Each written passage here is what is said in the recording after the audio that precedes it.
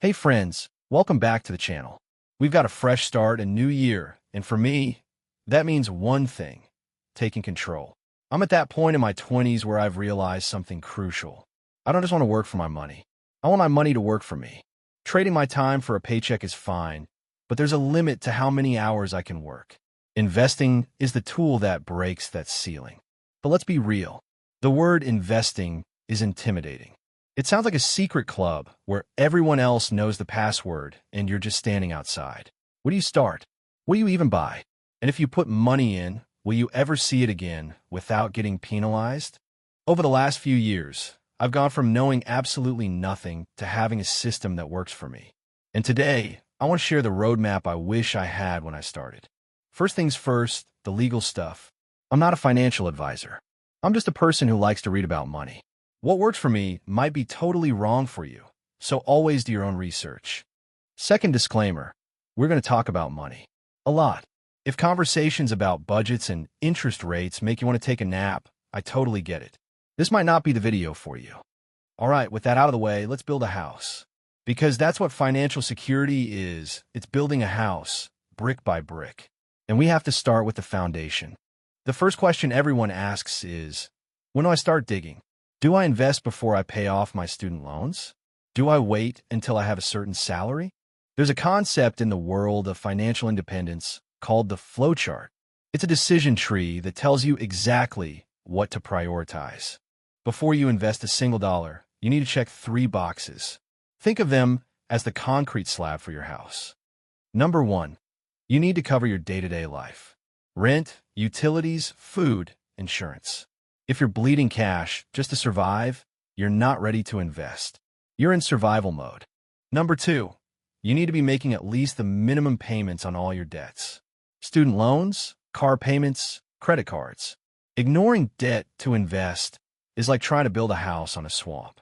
Number 3, the emergency fund. You need a safety net. 3 to 6 months of living expenses, saved up and ready to go. Now, you might be thinking, 3 months or 6 months? Which is it? If your job is stable, steady paycheck, 3 to 6 months is great. But if you're a freelancer, a contractor, or your income fluctuates wildly month to month, I'd push that closer to a year. I sleep better at night, knowing I have a full year of runway in the bank. But here's the trick. Don't leave that emergency fund in a regular checking account, rotting away. You need to put it in a high-yield savings account. A regular bank account pays you basically 0 interest. I once earned 1 cent on $1,000. A high-yield savings account pays you actual interest. Right now, rates are around 4 to 5%, depending on the bank. It's the same as a normal account. You can pull the money out anytime, but it grows while it sits there. Why does this matter? Inflation. If you leave your money in a 0-interest account, its buying power shrinks. That loaf of bread costs more next year, but your money is still the same. In a high-yield account, your money fights back. Put in $100 at 5%, and at the end of the year, you have $105. It's not going to make you rich, but it stops you from getting poorer. I personally use Marcus by Goldman Sachs. My parents used it. I've had it for years, no issues.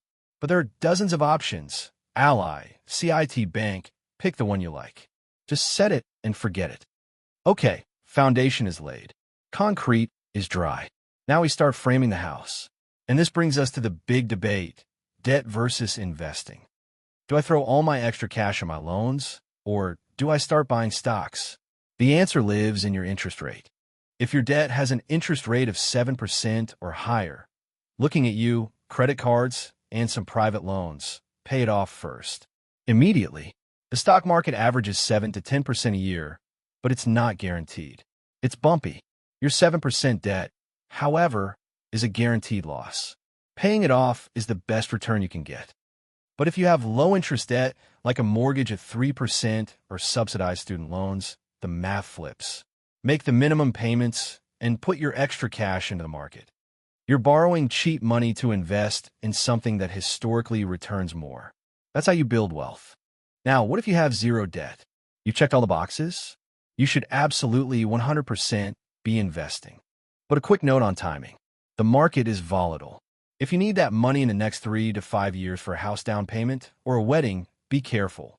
Money you need soon should be safe. Keep it in that high-yield account. Only invest money you can afford to leave alone for at least 5 years. We built the house.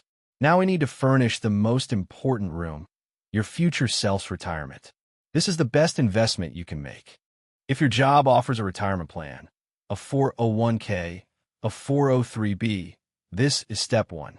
You need to understand two things: pre-tax and post-tax. Pre-tax, traditional, means the money comes out before taxes. You don't pay tax now, but you pay tax on everything you withdraw in retirement. Post-tax, Roth, means you pay the taxes now, but in retirement, every single qualified withdrawal is tax-free forever. Before you worry about the limits, which are around $23,000 for 2024, find out if your employer offers a match.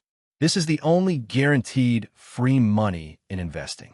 A common match is 100% of your contributions up to 3% of your salary. If you make $50,000 and put in 3%, they put in another 3%. That's $1,500 free dollars.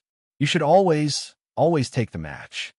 Outside of your work plan, you should open your own Roth IRA, an individual retirement account. For 2024, you can put in up to $7,000 of post-tax money, and it grows tax-free.